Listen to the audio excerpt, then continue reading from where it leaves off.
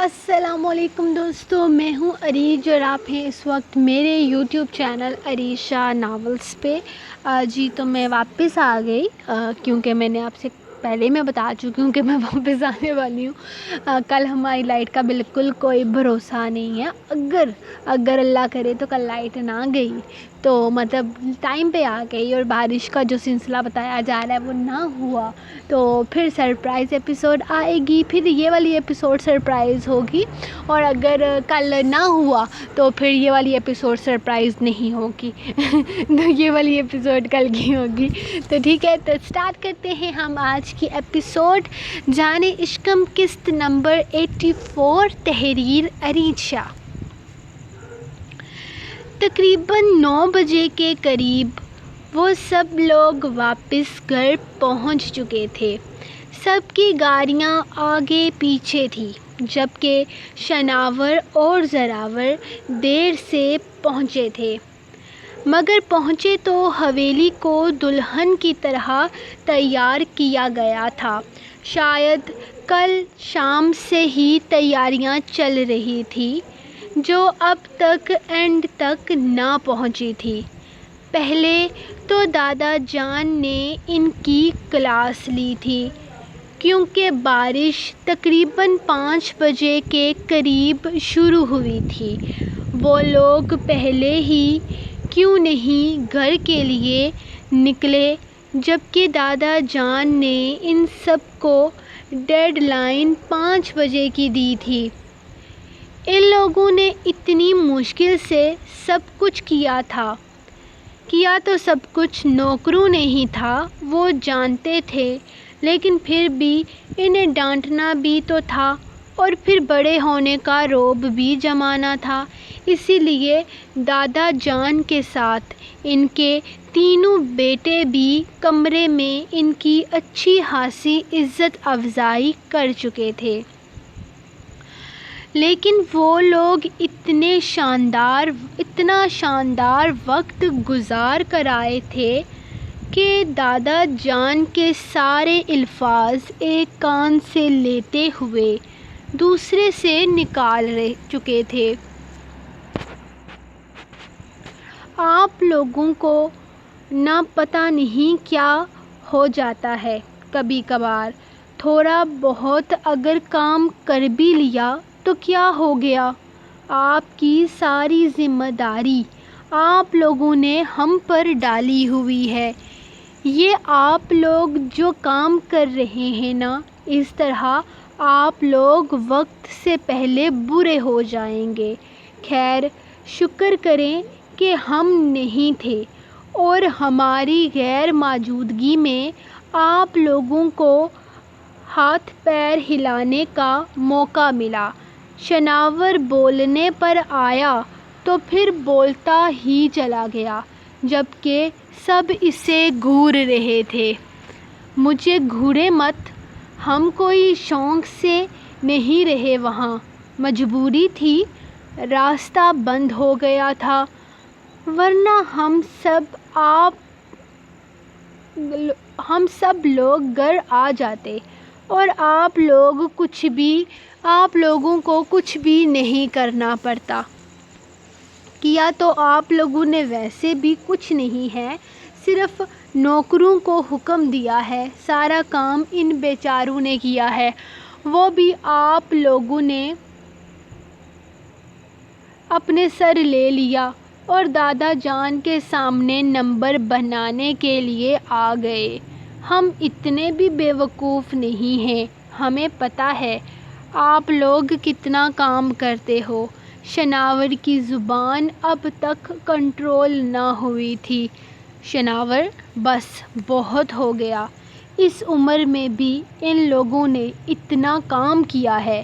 دادا جان کو اپنے بیٹوں کی شکلیں اترتا دیکھ بالکل اچھا نہیں لگا تھا، اسی لیے ان کی سائیڈ لیتے ہوئے کہنے لگے، چلیں ٹھیک ہے، آپ کہتے ہیں تو مان لیتے ہیں، لیکن ہیں آپ کے بیٹے بہت ڈرامہ باز، اتنا کام تھا ہی نہیں جتنا یہ بتا رہے ہیں۔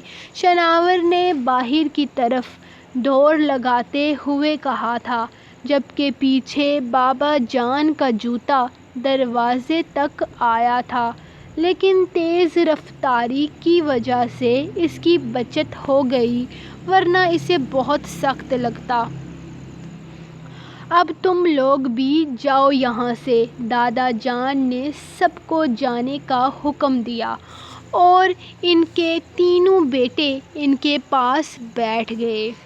بابا جان، یہ شناور کتنا بد لحاظ ہوتا جا رہا ہے۔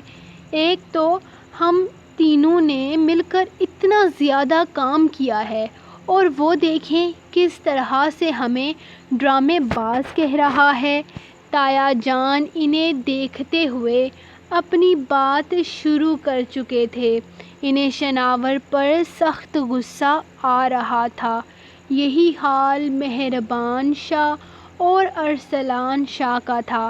جبکہ ان تینوں کو دیکھتے ہوئے دادا جان کے چہرے پر مسکراہٹ آ گئی۔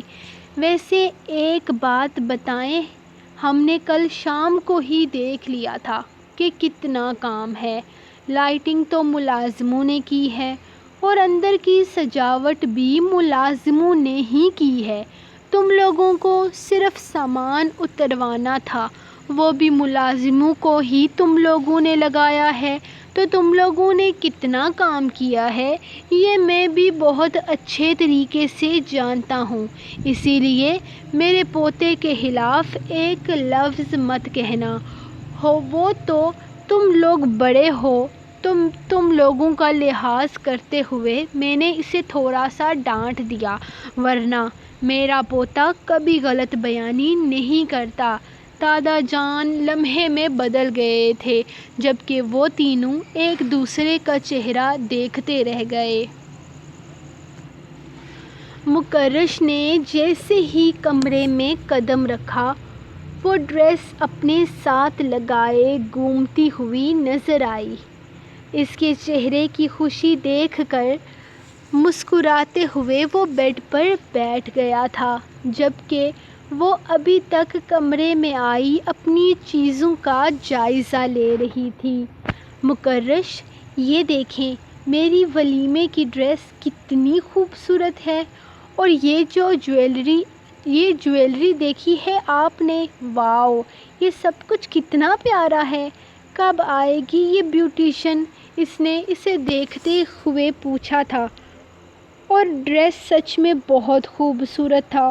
دادا جان نے آج کی تقریب کی مناسبت سے اس کے لیے ایک بہت شاندار جوڑا بنوایا تھا، اور اسی لحاظ سے باقی چیزیں بھی انہی ہی کی پسند سے آئی تھی، جو کہ انائش کو بہت زیادہ پسند آ رہی تھی، اور یہ بات اس کے چہرے پر صاف لکھی ہوئی تھی۔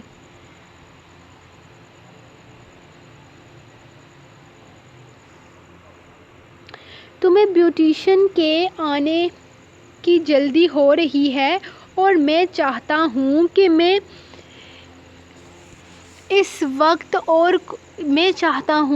وقت اس کمرے میں اور کوئی بھی نہ آئے۔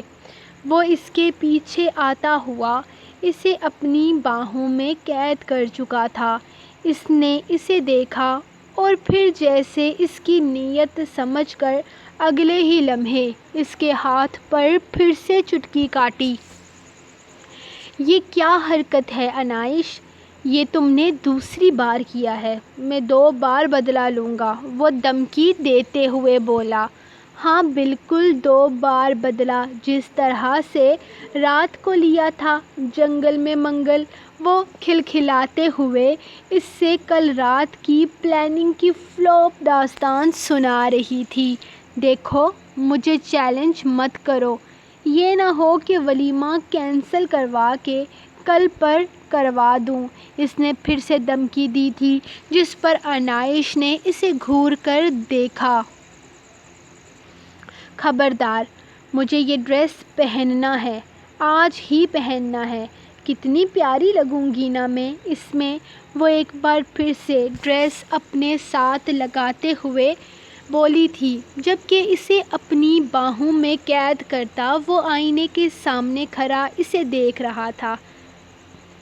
تم کتنی پیاری لگو گی، اس کی تعریف تو میں رات میں ہی کر کے بتاؤں گا نا۔ اس کے گال پر اپنے لب رکھتے ہوئے وہ اسے آنے والے وقت کے بارے میں بتا رہا تھا۔ انائش کے چہرے پر کتنے ہی رنگ آئے تھے، رخسار شرم سے لال ہونے لگے تھے، بلکہ نگاہیں سجدہ ریز ہو رہی تھی۔ اور پھر اس سے پہلے کہ مکرش بے خود ہو کر اسے دنیا جہان بلا دیتا، دروازے پر دستک ہوئی۔ لگتا ہے آ گئی بیوٹیشن، وہ اس کا چہرہ اپنے ہاتھوں میں لیتا، اس کے لبوں پر شدت سے بھرپور بوسہ دیتا دروازے کی طرف بڑھا تھا۔ دروازے پر بیوٹیشن ہی کھڑی تھی، اس کے ساتھ عنایا اور زرشے بھی تھی، کیونکہ دادا جان نے بس تھوڑی دیر پہلے ہی انہیں بتایا تھا کہ صرف مکرش اور انائش کا ولیمہ ہی نہیں بلکہ ان دونوں کا نکاح بھی آج ہونا ہے، جس کے لیے انہیں کافی جلد بازی میں تیاری کرنی پڑی تھی۔ عنایا کا کوئی ارادہ نہ تھا زرشے کے لائے ہوئے کپڑے پہننے کا، لیکن شناور کے لائے ہوئے کپڑے پہننے کا، لیکن جلد بازی میں ان میں سے ایک جوڑا نکالنا پڑا تھا، اور اس نے وہی جوڑا نکالا تھا جو شناور شادی والے دن کے لیے لایا تھا۔ ویسے تو ان کا نکاح ہو چکا تھا، لیکن دادا جان ان کا نکاح اپنی خوشی سے ایک بار پھر کرنا چاہتے تھے، جس پر کسی نے اعتراض نہیں کیا تھا۔ وہ ان تینوں کو کمرے میں چھوڑتا خود شناور اور زراور کے پاس جانے والا تھا، جب ان دونوں کو سیڑھیوں پر گملے رکھتے ہوئے دیکھا۔ دادا جان لگتا ہے صبح والی بات کا شناور سے بدلہ لے رہے تھے، اور زراور کو اپنی مدد کے لیے مجبور کرتے ہوئے وہ اسے بھی سزا دے رہا تھا، کیونکہ سچ تھا کہ وہ گیا تو زراور ہی کی وجہ سے تھا۔ اب اس کا فرض بنتا تھا کہ وہ شناور کی ہر سزا میں برابر کا ساتھ دے۔ یہ تم لوگ اتنے بڑے بڑے گملے یہاں سے کیوں رکھ رہے ہو؟ وہ ان دونوں کو دیکھتے ہوئے پوچھنے لگا۔ پتہ نہیں کیوں رکھ رہے ہیں، دادا جان کا حکم ہے کہ انہیں سیڑھیوں پر رکھ دو، یہ بیل بوٹے یہاں زیادہ پیارے لگیں گے۔ خیر 4 میں نے اٹھائے ہیں، تم جا کر چوتھا لے کر آؤ، اس کے بعد میں آؤں گا 5واں اٹھانے کے لیے، وہ مکرش کو جواب دیتا زراور سے بولا تھا۔ ہاں تو ساتھ چلو، دونوں ایک ساتھ لے کر آتے ہیں، اس نے ٹالنے کی کوشش کی تھی۔ اچھا بچے، میرے ساتھ ہوشیاری، بڑے بھائی کے ساتھ پنگا لے گا، مجھے چونا لگائے گا تو؟ وہ اس کا چہرہ بڑے پیار سے ہاتھوں میں تھامے پچکارتے ہوئے بولا۔ کیا شناور یار، تو ہر بار ایسے ہی کرتا ہے، ایک گملہ ہی زیادہ اٹھایا ہے نا، کوئی سارے گملے تو نے یہاں نہیں رکھ دیے؟ اور یہ ملازم کہاں مر گئے ہیں؟ جب کام کی ضرورت ہوتی ہے تب یہ لوگ نظر نہیں آتے اور فضول میں ہر طرف گھوم رہے ہوتے ہیں۔ وہ کسی ملازم کی تلاش میں نگاہیں دہراتا کہنے لگا تھا۔ شاید دادا جان نے کسی بھی ملازم کو اس طرف آنے سے منع کر رکھا تھا، لیکن یہ ظلم تھا۔ ہونے والا دولہا کو کوئی ایسی سزا دیتا ہے کیا؟ دادا جان نہ جانے کون سے جرم کا بدلہ لے رہے تھے۔ 2 دن کے بعد ان لوگوں کو دولہا بننا تھا، اور یہاں ان سے گملے اٹھوا کر مزدوریاں کروائی جا رہی تھی۔ اس نے کمرے میں قدم رکھا تو امریش تقریباً تیار ہو چکی تھی۔ اس کے کپڑے بھی بیڈ پر بالکل تیار رکھے تھے۔ وہ آئینے کے سامنے کھڑی آخری بار اپنے آپ کو دیکھ رہی تھی۔ دن بدن اس کی خوبصورتی بڑھتی جا رہی تھی، ممتا کا نور اس کے چہرے سے چھلکنے لگا تھا۔ مکزم، میں موٹی تو نہیں لگ رہی نا؟ اس نے اسے کمرے میں داخل ہوتے دیکھ کر پوچھا تھا۔ مکرم نے مسکراتے ہوئے اسے سر سے پیر تک دیکھا تھا۔ اسے موٹا تو نہیں کہا جا سکتا تھا، ہاں، لیکن اس کے چہرے سے اندازہ لگایا جا سکتا تھا کہ وہ کون سے مراحل سے گزر رہی ہے، اور وہ بھی شاید صرف بڑی عمر کی عورتیں ہی کر سکتی تھیں۔ تم بالکل بھی موٹی نہیں لگ رہی، لیکن میں چاہتا ہوں کہ تم جلدی سے موٹی ہو جاؤ۔ میں تمہیں بالکل گول مٹول گیند کی طرح دیکھنا چاہتا ہوں۔ وہ اس کے پاس آتا ہوا آہستہ سے اسے اپنی باہوں میں بھرتا مسکرا کر کہنے لگا۔ گول مٹول گیند کی طرح؟ اس نے حیرت سے اس کی بات دہرائی تھی۔ ہاں، ٹھیک ہے، ویسے بھی وہ بہت بار کہہ چکا تھا۔ اسے دیکھ کر ابھی تک اسے نہیں لگتا کہ وہ ماں بننے والی ہے، جبکہ پچھلے 4 مہینوں سے وہ پریگننٹ تھی۔ اب تک تو اس میں جسمانی تبدیلی آنی چاہیے تھی۔ وہ اپنی تبدیلی کو محسوس کر رہی تھی، لیکن نہ جانے کیوں مکرم کو ابھی تک اس میں کسی طرح کی کوئی تبدیلی محسوس نہیں ہوئی تھی۔ ہاں، میں چاہتا ہوں کہ تم بالکل گول مول سی ہو جاؤ۔ میں تمہیں موٹو سی، پیاری سی دیکھنا چاہتا ہوں۔ تم موٹی ہو کر کیسی لگو گی؟ وہ ابھی تک مسکرا رہا تھا، جبکہ اس کے چہرے سے صاف ظاہر تھا کہ وہ مذاق نہیں کر رہا، بلکہ اس بات کو لے کر وہ بالکل سیریس ہے۔ وہ اپنی بیوی کو موٹا دیکھنا چاہتا تھا۔ مجھے ایسا لگ رہا ہے جیسے ان 4 مہینوں میں میرا 10 سے 12 کلو وزن بڑھ چکا ہے، لیکن آپ کو محسوس ہی نہیں ہوتا۔ مجھے سمجھ میں نہیں آتا کہ آپ چاہتے کیا ہے۔ اور ویسے بھی میں موٹی بالکل نہیں ہونا چاہتی۔ بڑے سیانے کہتے ہیں کہ جب عورت موٹی ہو جاتی ہے تب شوہر کو ان سے پہلے جیسی محبت نہیں رہتی۔ شوہر بدل جاتا ہے، اس کی سوچ، اس کے خیالات بدل جاتے ہیں۔ میں تو بالکل موٹی نہیں ہونا چاہتی۔ میں نہیں چاہتی کہ آپ ذرا سا بھی بدلیں۔ وہ اسے دیکھتے ہوئے ایک بار پھر سے آئینے میں اپنا جائزہ لینے لگی۔ پتہ نہیں کون سے بے وقوف نے یہ فلسفہ جاڑا ہے۔ میں تو اس بات کو بالکل نہیں مانتا۔ شاید لوگ ہو جاتے ہوں گے چینج، لیکن وہ لوگ چینج ہوتے ہوں گے جو اپنی بیوی سے نہیں بلکہ اس کے جسم سے محبت کرتے ہیں۔ مجھے تم سے محبت ہے، تم جیسی ہو، تم میرے لیے عزیز ہو۔ مجھے اس بات سے فرق نہیں پڑتا کہ تم دکھنے میں کیسی ہو۔ مجھے تمہارے دل سے محبت ہے، تمہاری روح سے محبت ہے۔ میں تمہیں چاہتا ہوں امریش، تم سے میرے احساسات، میرے جذبات جڑے ہیں۔ میری چاہت ہو تم، میری محبت ہو تم۔ وہ اسے اپنے سینے سے لگائے شدت سے بھرپور لہجے میں اپنی محبت کا اظہار کر رہا تھا، جبکہ وہ اس کے سینے پہ سر رکھے مسکراتے ہوئے اس کے اظہار کو سن رہی تھی۔ سو گائز، یہ رہی آپ لوگوں کی ایپیسوڈ نمبر 84۔ ابھی یہ سرپرائز ایپیسوڈ ہے یا پھر یہ کل کی ایپیسوڈ ہے، کچھ کہا نہیں جا سکتا، یہ تو صبح ہی پتہ چلے گا۔